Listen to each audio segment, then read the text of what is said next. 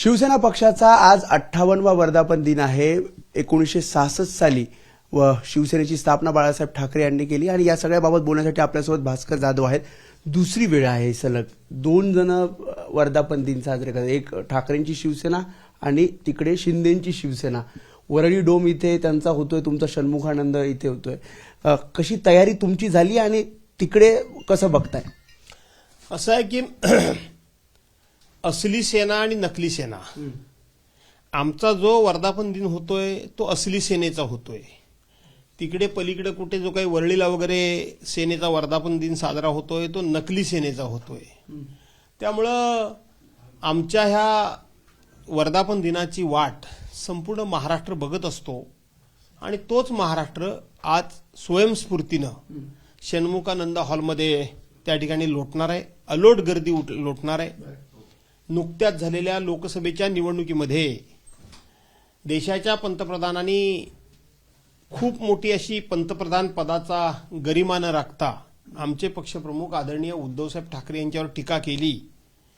त्याला महाराष्ट्रातल्या जनतेनं उत्तर दिलेलं आहे आणि उद्धव साहेबांनी मीच खरा असली सेनेचा हकदार आहे, वारसदार आहे, मीच खरा शिवसेना प्रमुखांचा नकली संतान नाही तर असली संतान आहे हे दाखवून दिलेलं असल्यामुळं आज आमचा वर्धापन दिन मोठ्या उत्साहामध्ये साजरा होतो। तिकडे ते पोस्टर्स लावतायत, त्यांचं असं म्हणणं आम्ही खरे विचारांचे वारसदार, आम्ही खरे वाघ।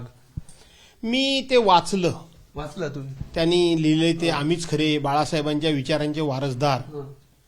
बाळासाहेबांची शिवसेना चोरली कोणी, त्यांचा पक्ष चोरला कोणी, त्यांची निशाणी चोरली कोणी, त्यांचे सुपुत्र उद्धव बाळासाहेब ठाकरे हे राज्याचे मुख्यमंत्री असताना त्यांना गादीवरून ओढलं कोणी, ते खूप मोठ्या जीव घेण्या आजारामध्ये असताना त्यांच्यावर वार केले कोणी।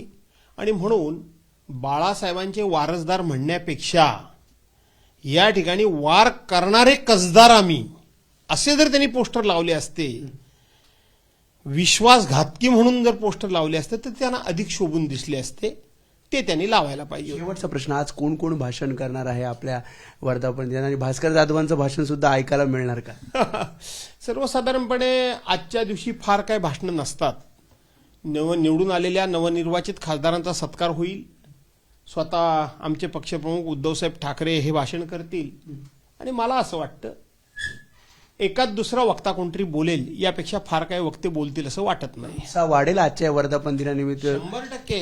आज उद्धव साहेब आम्हाला उद्याच्या 2 महिन्याच्या निवडणुकीनंतर येणाऱ्या विधानसभेच्या निवडणुकीला त्या ठिकाणी एक कशा पद्धतीनं सामोरं जायचं याचं अगदी उत्तम अशा प्रकारचं मार्गदर्शन करतील आणि आम्हा सर्वांच्या मध्ये नवचैतन्य निर्माण करतील। त्यामुळे एक प्रकारे रणशिंग विधानसभेच्या निवडणुकीच्या पार्श्वभूमीवर इथे आपल्याला पाहायला मिळणार आहे आणि त्यामुळे जसं भास्कर जाधव यांनी सांगितलं की मार्गदर्शन उद्धव ठाकरे नेमकं काय करतात याकडे सगळ्या शिवसैनिकांचं लक्ष असेल।